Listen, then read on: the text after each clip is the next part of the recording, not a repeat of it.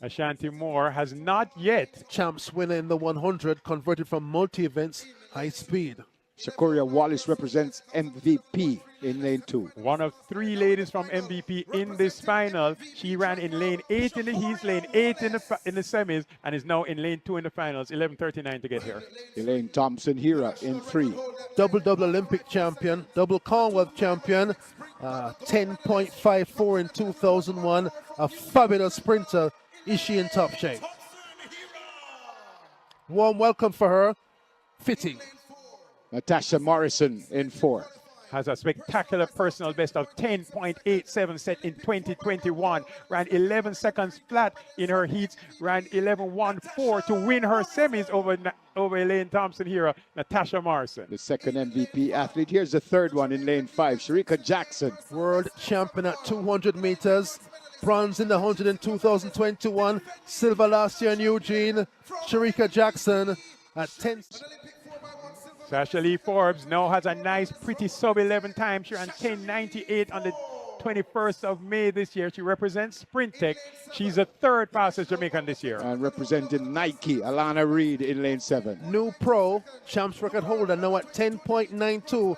Ran 11.17 in Japan last week. Alana Reid, formerly of Hydel, now professional. Representing Titans Track Club. This is Briana Williams. She runs on the outside in lane 8. Briana Williams used to train with Atta Bolden. She's now come home to Jamaica, trains with Michael Freighter and Greg Little.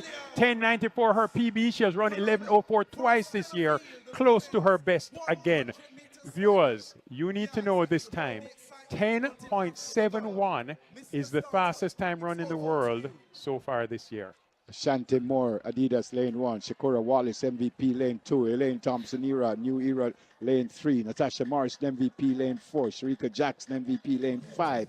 Shashalee Forbes, Sprint Tech Track Club lane 6. Alana Reid, Nike lane 7. And Briana Williams, Titans Track Club in lane 8. That is Mrs. Thompson-Herah on your screen.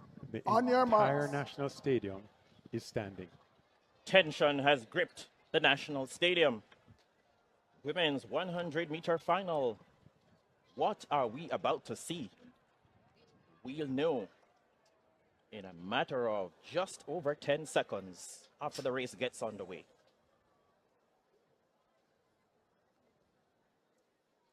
Sterling lineup.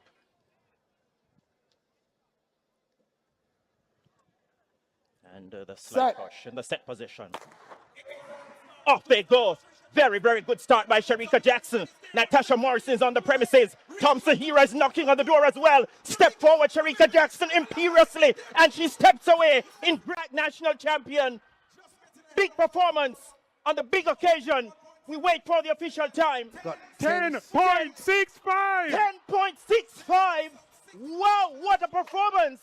New world leading, new personal best. A stunning, superlative, and scorching display of sprinting. That was magical. Goodness gracious me. Shashalee Forbes, second in 10.96. New personal best. Natasha Morrison finishes 3rd. What a race. What a moment.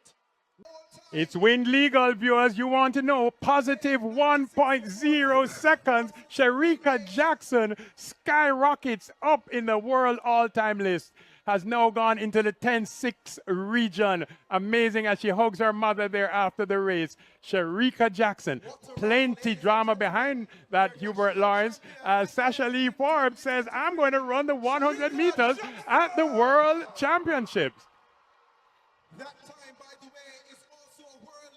That is, before we started, Spencer, the last word to the viewers. Remember, 10.71. That was the fastest time in the world. Natasha Morrison off well, but Shericka Jackson already leading as she comes out of her drive phase, stepping, pulling away every single step of the way she goes, and she wins it.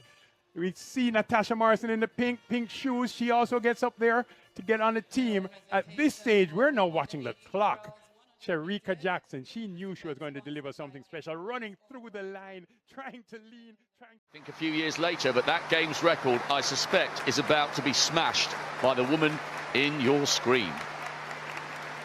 She's not the only world-class hurdler in here. 5 women from that extraordinary set of semi-finals. Amusan got the world record. 4 others broke PBs or national records. It was an extraordinary day in Eugene.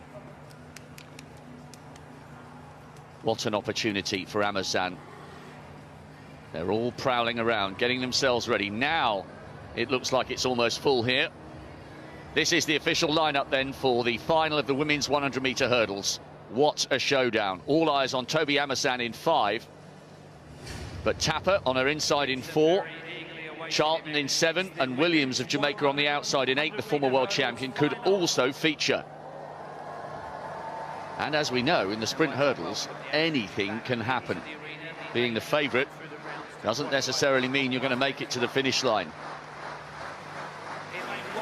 To the first of 2 Australians then. Celeste Mucci, Oceanian champion. Her father was a world-class volleyball player, second in the national champs. She's only 22. Big stage for her. It is absolutely packed now. Michelle Harrison, World Championship semi-finalist indoors and out this year. Ran a windy 12.85 in the semi-finals to make it into this, the biggest race of her life. Cindy Sember, great to see her back to form, the Englishwoman. Semis in Doha, semis in Tokyo, and a national record en route to the final, in which she finished 5th in Eugene. Megan Tapper, a tiny figure with huge ability. Watch for her technical prowess. Pan American bronze and an Olympic bronze, and lightning quick at her best. Now to the favourite, African champion, world record holder and defending Commonwealth champion. Tobi Amusan was the toast of Nigeria in Eugene. Will she be so again today? 12.12, that world record. Michelle Jenica is always bobbling, always bouncing and always smiling. Twice she's been ever so close to a medal in the Com Games. 5th in Glasgow, 4th on the Gold Coast. Devon Charlton. No Bahamian woman has ever won a medal in this event, which is quite surprising. She had a national record in that semi-final. Eventually finished 7th behind Amusan in the fastest race we've ever seen. Danielle Williams, a world champion in Beijing in 2015. She got a silver behind Amusan 4 years ago and was 6th in the World Championship final. No Eugene world champion has arrived here in Birmingham and delivered gold. Is that about to change? Well, Rob, the strength of this field underlines the strength of Commonwealth hurdling. 4 finalists from Eugene go in this field. And Tobi Amusan, I wonder how well she's recovered all the celebrations. It was exact. Very fast. Final, the women's 100-meter hurdles. The world record holder, the defending champion, goes in 5. Watch for Amusan. She's 4th from the left-hand side. Tapper's got away well, and Amusan's under a little bit of pressure. Now beginning to pull away the world champion, the world record holder. She's on her way to a successful title defence. Sember's on the podium, and so too Charlton of Bahamas. Their first medal, 12.129. Cometh the hour, cometh the champion. It's a successful title defence and a games record by a country mile. Amusan is on fire this season, and she has forgotten how to lose. Brilliant by the Nigerian, simply brilliant. Well, 12.29 is special. Anything under 12.3, super fast. Only a handful of women in history have gone quicker than that. And the wind, it was minus 0.2. Wasn't helpful. It would have been around +1, +1.5. She'd have loved that, I think. Great racing. Such coolness under pressure there from Amusan. I'll tell you what, it's not always easy to shoulder the burden of expectation. Devon Charlton there, 12.58 for the silver, 1/100th ahead of Simbi Sember of England. But Amusan, as expected, a class apart, Rob, with that games record. And you know what she does? She builds her racing really well. She wasn't really much ahead over the first 3 or 4 flights, but it's just the impetus she builds through the 4th, 5th, 6th flights that takes her away from the rest, and she won by a big margin. I was really impressed with that run, because Tapper, to her right, fourth from the right, got a brilliant start. The tiny Jamaican is so good when she gets it right. But now Amusan began to pull away. She didn't panic after seeing the Jamaican in her peripheral vision. Charlton on the near side creates a little bit of history for the Bahamas, and an excellent run by Cindy Sember. You thought she might run well after her windy 12.3 in Eugene, but that was a brilliant title defence by Amusan. The world champion is the Commonwealth champion, and she's now being interviewed in the stadium, and she will be getting a huge roar when she finishes. That was absolutely superb. Under pressure on the first hurdle, and she delivered in style. This backs up her world record for me, that 12.12 in Eugene on a quicker track. That was such a fast time, 12.30 seconds off a not particularly great first 2 or 3 hurdles. Was it, Tim? She didn't get out the best. She was under pressure, as Rob said, but 12.30 seconds into a slight headwind really, really equates to a 12.12 world record. And Nigeria have won 6 medals here, and they've all been from the women, and that is number 7. Good running. I think you're right, Cal. That's a good point. I mean, I said she wasn't that far ahead, really, over the first 3 flights or so. In fact, Megan Tapper held her for the first 2 or 3. Here she begins, hit hurdle 3, begins to get away. And this is where she maintains her form really quick between the barriers. Such a crisp, neat hurdling technique. And it just drags her clear over the second half. That is her strength, really, is the sort of the growing momentum she builds. Jenica had a good run, 5th place for the Australian there, 12.68 behind Tapper, 12.67. The place times are very, very strong indeed. 6th place, Danielle Williams, 12.69. Great running by Amusan.